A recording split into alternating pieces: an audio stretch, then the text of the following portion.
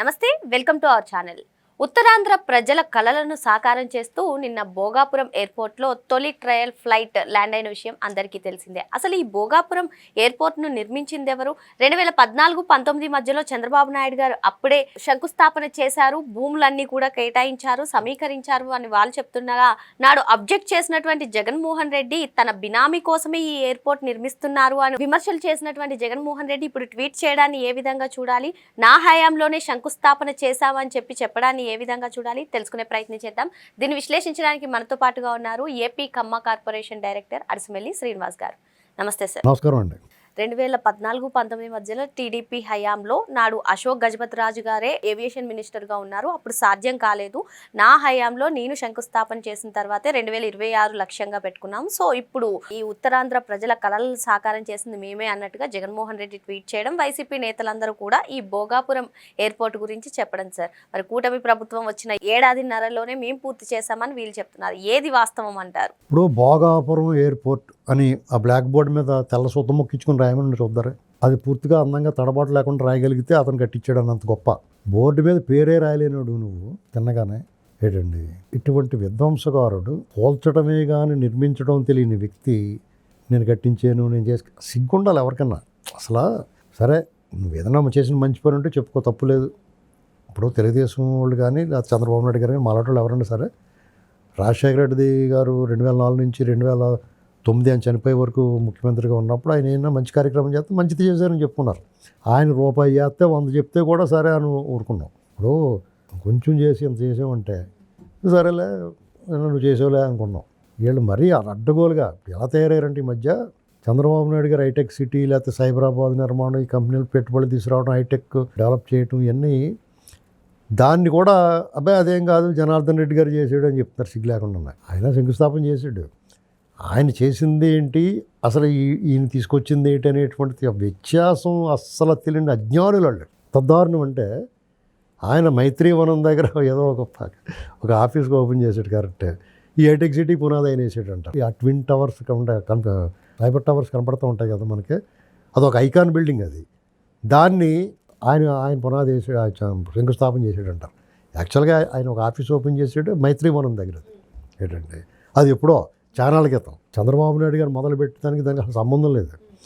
చంద్రబాబు నాయుడు గారు దేశంలో అమలు అవుతున్న సంస్కరణలో, ఎవరైతే మన పివి నరసింహరావు గారు ప్రైమ్ మినిస్టర్గా ఉండగా దేశంలో సంస్కరణల అమలు మొదలైంది.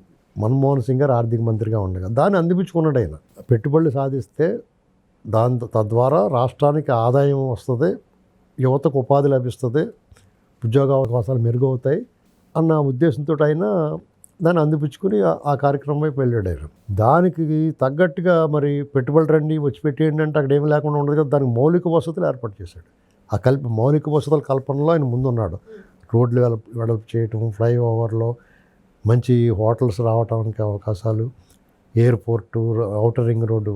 రాబోయే రోజుల్లో జనసామర్థ్యం పెరిగిపోద్ది, ఇలాంటి ఇబ్బందులు రాకుండా ఉండాలని ఆయన ప్లాన్ చేశాడు. ఆ ప్లాన్లో భాగంగానే ఔటర్ రింగ్ రోడ్డు, అలాగే శంషాబాద్ ఎయిర్పోర్ట్. ఇప్పుడు ఒక ఇంటర్నేషనల్గా హైదరాబాద్ నగరాన్ని ముందు పెట్టాలంటే పెట్టుబడులకి మంచి ఆవాస యోగ్యం అంటే ఇప్పుడు ప్రభుత్వాధినేతల ఇన్వెస్టర్స్ ఫ్రెండ్లీగా ఉంటేనే చాలదు, దానికి తగ్గ మౌలిక వసతులు కల్పించాలి. అందులో భాగంగా అనేక చర్యలు తీసుకున్నాడు. దాని ఫలితమే హైదరాబాద్లో ఒక రూపురేఖలు మారినాయి. అలాగే ఇవన్నీ వీళ్ళందరూ వచ్చారు, మెల్లమెల్లగా డెవలప్ అయిన తర్వాత వచ్చిన దాన్ని జడగొట్టలేదు అదృష్టం. అటు ఎవరిని అడిగినా హైదరాబాదు, సైబరాబాదు ఈ కార్యక్రమాలు చంద్రబాబు నాయుడు గారి పరిపాలన ఏం జరిగింది అంటే అందరికీ తెలిసిందే. చంద్రబాబు నాయుడు గారు నేనే కట్టించాను రింగ్ రోడ్ అని చెప్పలేదు, నేను తీసుకొచ్చానని చెప్పాడు. ప్లానింగ్ అయింది. మరి రాజశేఖర రెడ్డి గారు వచ్చిన తర్వాత పూర్తయింది అది డెఫినెట్గా. ఆయన ఏం చేశాడు, అష్టవంకర్లు తిప్పాడు. దాన్ని అష్టవంకర్లు తిప్పాడని విమర్శ వచ్చినాయి కదా. అంటే దాని అర్థం ఏంటి, ఆల్రెడీ దాన్ని ప్లానింగ్ చేశారు, దీన్ని అటు ఇటు తిప్పాడు అంటారు కదా, దాని అర్థం చేసు.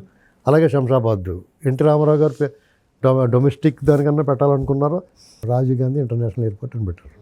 సర్లే, వాళ్ళు శంకుస్థాపన వాళ్ళే చేశారు, ఓపెనింగ్ వాళ్ళే చేశారు. కానీ దాన్ని భూసమీకరణ చేసింది, ఆ ప్లాన్ చేసింది, ఆ జిఎంఆర్ సంస్థకు అప్పగించింది చంద్రబాబు నాయుడు గారు. స్వయంగా ఆయనే చెప్పాడు. ఎవరో జిఎంఆర్ ఆయన గ్రంథి మల్లికార్జునరావు గారు. ఇది ఒకవేళ ఇది ఒక చరిత్ర అండి. చిన్నపిల్లలకి మీకు తెలియకపోవచ్చు, మీకు 25 ఏళ్ళు ఉంటే ఇదంతా జరిగి ఓ 30 ఏళ్ళు అవుతుంది. అప్పుడు జరిగింది మీకు తెలియకపోవచ్చు. మీకు తెలిసింది ఆ రాజశేఖర రెడ్డి, జగన్మోహన్ కనిపించి ఉండొచ్చు హైదరాబాద్కి సంబంధించి పరిపాలనలో. కానీ అంతకుముందు ఆ చరిత్రను చింపేయలేం కదా. అనేక మంది ఇవాళకి మాట్లాడుకున్నారు. నిన్న కాక మొన్న హైదరాబాద్ ఎందుకు స్పందించింది చంద్రబాబు నాయుడు గారు కష్టం వస్తే? ఆయన శ్రమ, ఆయన కృషి, ఆయన పట్టుదల, ఆయన విజను రాష్ట్రంలో అభివృద్ధికి తోడ్పడింది కాబట్టే జనం అందరూ స్పందించారు ఆయనకి. తెలియని వాళ్ళు తెలుసుకున్నారు కొత్తగానే. ఈ భోగాపురం విషయానికి వస్తే వైజాగ్ ఉండగా ఇక్కడ ఎందుకు? వైజాగ్ ఎయిర్పోర్టు ఆ డిఫెన్స్ వాళ్ళది అది యాక్చువల్గా. వాళ్ళ నేవీ వాళ్ళతో ఎప్పుడు సమస్య వస్తూ ఉంటుంది. దాంతోపాటు ఒక ఇంటర్నేషనల్ ఎయిర్పోర్ట్ కావాలి అని అక్కడ 5,000 ఎకరాలు సేకరిస్తే అన్ని ఎకరాలు ఎందుకు మీకు? ఇలాంటి మాట్లాడాడు. ఎర్రబస్సు తిరిగే చోటకి ఎయిర్ బస్సు ఎలా వస్తుంది? ఇలాంటి మాటలు మాట్లాడాడు. పైగా భూములు వెనక లాగేసుకుంటాం, రైతులకు ఇచ్చేస్తాం, మీరు వ్యవసాయం చేసుకుందరు కానీ వాళ్ళపై కేసులు పెడతాం, తొక్కిన ఆరు లాగేస్తాం అని చెప్పాడు. అప్పుడే శంకుస్థాపన అయింది, భూ సమీకరణ అయింది. ఆయన పనులు మొదలెట్టే టైంకి ప్రభుత్వం మారింది. ప్రభుత్వం మారితే సంవత్సరం పాటు ఆ జిఎంఆర్ సంస్థ వాళ్ళు ఎవరి దగ్గర కూడా రానివ్వలేదు ఈయన. తర్వాత ఏదో డీల్ మాట్లాడుకుని ఉంటారు, ఏదో అయ్యి ఉంటుంది. ఏంటండి 23 చివరికి వచ్చేటప్పుడు ఒక శంకుస్థాపన చేశాడు ఎలక్షన్కి 6 నెలల ముందనగా. ఆ 6 నెలలు ఏం పని పూర్తి అవుద్ది? ఏంటండి కూటమి ప్రభుత్వం వచ్చిన తర్వాత అప్పుడు అశోక్ గజపతిరాజు గారు ఏవియేషన్ మినిస్టర్గా ఉన్నారు. దానివల్ల ఆ పని భూ సమీకరణ భోగాపురం ఎయిర్పోర్ట్ రావడానికి అన్నీ సులువైంది. ఇప్పుడు మళ్ళీ ఏవియేషన్ మినిస్టర్ రామ్మోహన్ రెడ్డి గారు ఉన్నాడు కాబట్టి పనులు వేగవంతమైనవి. ఆల్రెడీ ట్రయల్ విమానం దిగింది నిన్న. అల్లూరి సీతారామరాజు అంతర్జాతీయ ఎయిర్పోర్ట్ అన్న మాటలు ఆ పబ్లిక్ అడ్రస్ సిస్టంలో వస్తుంటే విమానంలో మరి వాళ్ళందరూ గూస్ బంప్స్ రావు. మరి నిజంగానే ఒక రకమైన ఆనందం, ప్రైడ్, సంతోషం, గర్వకారణం. ఆ విమానం దిగటం వల్ల దోళ్ళు కాసుకుని ఆయనకి ఏం ఉపయోగం లేకపోయి ఉండొచ్చేమో, కానీ వాళ్ళ బిడ్డలు చదువుకుంటే వెళ్తారు కదా. లేదా ఆయన కూడా గవక్కన వెళ్ళాలంటే వెళ్ళొచ్చు కదా. అవకాశం వచ్చింది కదా, మీ చేతిలోకి వచ్చింది కదా. దాన్ని ఒక జాతి సంపదగా, జాతి గర్వకారణంగా భావించాలి. కానీ నిచ్చురోదన, ఏడుపులు, గోల, రాంభజనీలు అందరూ ఉన్నారు. నీకు ఇప్పుడు రేపొద్దున నువ్వు పరిపాలనలోకి నేను వస్తానంటున్నావు, 2.0 చూపిస్తానంటున్నావు. అటువంటిప్పుడు నీకు కూడా అవసరమే కదా అది. నీ రాష్ట్రంలో అన్నీ ఉంటే అక్కడ ఒక 1000 ఎకరాలు పక్కన దొబ్బేసి నువ్వు దొబ్బేసుకోవచ్చు కదా. నీ పని అదే కదా. ఏంటండి అలాంటి ఆలోచన కూడా ఉండదు మనుషులకి. దుర్మార్గమైన వ్యవహారం, నిజంగా చాలా అసహ్యమేస్తుంది అని చూస్తుంటే. అంటే సార్, ఏ రాష్ట్రంలో అయినా ఏదైనా ఎయిర్పోర్ట్ రానివ్వండి, ఏదైనా పరిశ్రమలు రానివ్వండి, ప్రతిపక్షంలో ఉన్న అధికారంలో ఉన్న అందరూ సంతోషిస్తారు. కానీ ఆంధ్రప్రదేశ్కి వచ్చే సమయానికి ఈ మధ్యకాలంగా మనం వింటున్నాం క్రెడిట్ చోరీ. ఈ క్రెడిట్ చోరీ పైన మీ అభిప్రాయం ఏంటి? ఏది వచ్చినా సరే క్రెడిట్ చోరీ అని చెప్పి వైసీపీ నేతలు ప్రచారం చేస్తున్నారు. ఇప్పుడు మీకు తెలుగుదేశం వాళ్ళు కానీ చంద్రబాబు నాయుడు గారు కానీ క్రెడిట్ చోరీ చేయడానికి అసలు ఆసక్తి చూపించరన్నాడు. వాళ్ళు చేసిందే చెప్పుకోరు సరిగ్గానే. ఇంకొకళ్ళు చేసింది ఎలా చెప్పుకుంటారు వాళ్ళు? మీరు గమనించండి, వాళ్ళు చేసిందే వాళ్ళు సరిగ్గా చెప్పుకోరు. అందుకనే చంద్రబాబు నాయుడు గారే చెప్పుకుంటాడు నేను చేసింది ఇదిరా బాబు అని. వాళ్ళ పార్టీ వాళ్ళు కూడా చెప్పరు. ఇక వాళ్ళు అలా కాదు. హైటెక్ సిటీకి సంబంధించి ఇన్ఫర్మేషన్ టెక్నాలజీ, ఐటీ ఇండస్ట్రీని డెవలప్ చేసింది చంద్రబాబు నాయుడు గారు అని అందరూ చెప్తారు. ఆ కంపెనీలో వాళ్ళు కూడా చెప్తారు. ఆ టెక్ మహేంద్ర అయినా వాళ్ళందరూ చెప్తూ ఉంటారు. అయినా సరే వీళ్ళు జనార్దన్ రెడ్డి లేకపోతే ఇంకొక ఆయన వచ్చాడు రాజారెడ్డి అని కూడా, ఇంకా అదొకటి సంతోషించాలి మనం. రాజశేఖర రెడ్డి వాళ్ళ నాన్న రాజారెడ్డి తీసుకొచ్చాడు, మీసాలు అవి తిప్పుకుని ఇక్కడే కూర్చున్నాడు, దగ్గర ఉండి చేయించాడు, కట్టించాడు అని చెప్పలేదు ఇంకా. అదొకటి సంతోషం మనకి. ఎందుకంటే పొట్టకొత్త అక్షముక్క లేదు కాబట్టి ఎలవాయ అంటారేమో అని చెప్పలేదు అంతే. ఇలా ఈ క్రెడిట్ ప్రతి అంశంలోనూ వాళ్ళకి తెలిసిన విద్య ఏంటంటే ఎవరన్నా ఏదన్నా చేస్తే దానికి వాళ్ళ పేరు పెట్టేసుకుంటూ తెలుసు. ఎన్టీఆర్ యూనివర్సిటీ ఉంది, వాళ్ళ నాన్న పేరు పెట్టేసాడు. తాడిగడప వైఎస్ఆర్ మున్సిపాలిటీ అక్కడ ఏం సంబంధం అండి వైఎస్ఆర్కి? అక్కడ తాడిగడప అక్కడ ఎవరు పెట్టచ్చు కదా, ఒక జిల్లా పేరు పెట్టున్నారు కదా నీకు. లేకపోతే ఇంకోటి ఏదన్నా అందరికీ సంబంధించింది ఏదైనా ఉంటే పెట్టుకోవచ్చు కదా జిల్లా వాళ్ళకి. ఇలాంటివి అనమాట వాళ్ళు చేసే పనులన్నీ. ఊరికి ఒక 3-4 విగ్రహాలు దిష్టి బొమ్మల్లో పెట్టేశారు రాష్ట్రం అంతా. ఇక అడిగి వాళ్ళు లేడు ఎవడున్నాయి. సుప్రీంకోర్టు గైడ్ లైన్స్ కూడా పాటించకుండా ఏముందో పెట్టేస్తారు, ఇంక తీయటంగా ఉండదు, ఇంక మాట్లాడటం ఉండదు. ఏదైనా అంటే మనోభావాలు దెబ్బతినేస్తాయి. ఇలాంటివి శాతం అవి మాత్రం చేస్తారండి బాగా.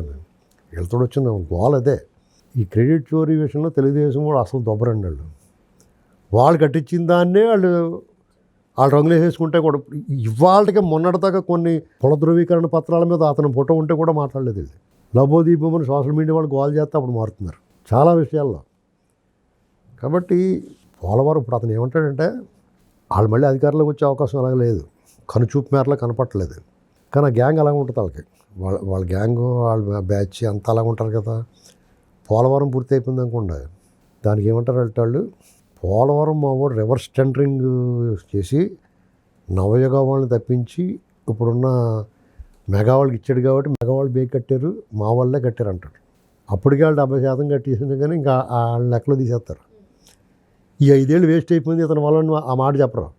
డయాఫ్రామ్ వాళ్ళు కొట్టుకుపోయింది, 5 ఏళ్ళు వేస్ట్ అయిపోయింది, దూల తీరిపోయి 10,000 కోట్లు పెరిగిపోయింది రేటు, అంచనాలు మించిపోయింది అనేటువంటి దాన్ని మాట్లాడరు.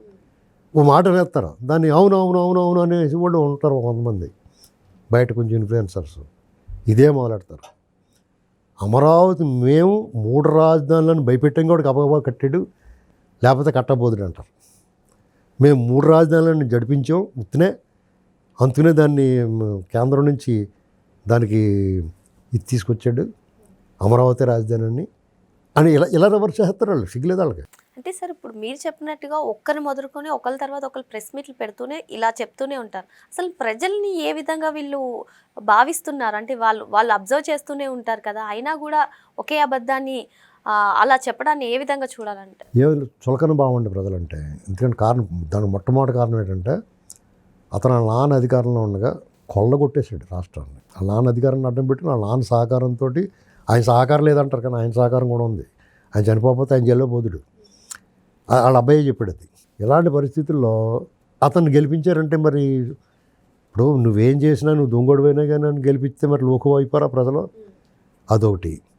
ఈ 5 ఏళ్ళు అధికారం ఇచ్చిన తర్వాత 5 ఏళ్ళు ప్రతిపక్షంలో ఉన్నప్పుడు అతని శాస్త్రలో కోర్టుకు హాజరవ్వకపోవడం, పిచ్చి పిచ్చి మాటలు మాట్లాడటం చూసిన తర్వాత కూడా అతనికి అధికారం ఇచ్చారు మళ్ళీ 19 నుంచి. ఇంత దారుణంగా కనీసం పక్కన తుఫాను వస్తే తొంగి చూడలేదు విజయనగరంలో ఉండి. ఏదో డెవలప్మెంట్ యాక్టివిటీ భోగాపురం ఎయిర్పోర్ట్ గురించి దీన్ని ఆపేస్తాను ఇలాంటివన్నీ మాటలు మాట్లాడాడు. అయినా సరే అతను గెలిపించారు. మరి ఆ ప్రజలు లోకం అవ్వకపోతే అతనికి నెత్తినెందుకు పెట్టుకుంటాడో, ప్రజల పట్ల బాధ్యత ఎందుకుంటే భయం ఎందుకుంటుంది, మనం ఏం చెప్తే తింటారు అనుకోండి. ఎంత అరాచకం చేశాడు 5 ఏళ్ళు. మానభంగాలు, హత్యలు, మహిళలు మాయమైపోవటం, ఇవన్నీ ఒక ఎత్తు. లాండ్ ఆర్డర్ సంబంధించి అవినీతి, అడ్డగోలు దోపిడీ, ఇసుక, మద్యం పాలసీల్లో మనుషులు మడతపెట్టే జనాలని, 3 రాజధానులు అంటాం, పోలవరం పడకేయించడం, పెట్టుబడిదారులను తరివేయటం, వచ్చి వాళ్ళు రానివ్వకపోవటం, అసలు ఎన్ని రకాల అరాచకాలు చేశారండి వాళ్ళు. మీ భూమి మీది కాదు, మీ ఇల్లు మీది కాదు, మీ బతుకు మీది కాదు అన్నట్టు చేసేసాడు. అయినా సరే 39% ఓటింగ్ వచ్చిందంటే ఏమనుకోవాలండి. అలాంటి వాళ్ళని చూసి నమ్ముకుని అతను అలాంటి మాటలు మాట్లాడతాడు. అలాంటి వాళ్ళ కోసమే మాట్లాడతాడు అతను. అర్థమైందండి. ఎంత ఏమైనా జాగ్రత్తగా ఉండాల్సింది కూటమి ప్రభుత్వం, ఆ పార్టీలే. ప్రతిరోజు ప్రతి నిత్యం అలాంటి వాళ్ళు కొంచెం గట్టిగా మాట్లాడుతూ గోలాడుతున్నారు. చెప్తే అంటారు, కొడత ఎడతారు వాళ్ళు. అయినా సరే ఇంక మానకూడదు. నేను ఈ మధ్యన ఏమనుకున్నానంటే ఇంక అతని గురించి తలవకూడదు, ఆత్మన దయ్యం గురించి ఎందుకు మనకు అనుకున్నాను. కానీ చెప్పబోతే వాళ్ళు ఇలాగే ప్రతి అబద్ధాలు మాట్లాడుతూ ఉంటారు. ప్రతిరోజు వాళ్ళు చేసిన అరాచకం గురించి, వాళ్ళు మాట్లాడిన అబద్ధాల గురించి మాట్లాడుతూనే ఉండాలి అంతే. లేదంటే ఇప్పుడు మరుపండి, కాలం ఎలాంటిదంటే కాలమే గాయం చేస్తుంది, కాలమే మాన్పుతుంది. గాయం మానిపోద్ది, జనం మర్చిపోతారు. నొప్పి ఉన్నప్పుడే వాళ్ళు అమ్మ అంటారు, తర్వాత వాళ్ళు పట్టించుకోరు. కానీ ఎప్పటికప్పుడు ఆ గాయాన్ని కెలుగుతూనే ఉండాలి, చూపిస్తూనే ఉండాలి. ఆ గాయం తాలూకు బాధనే వాళ్ళు చెప్తూనే ఉండాలి. మరో అంశంతో మళ్ళీ కలుద్దాం. Thank you sir.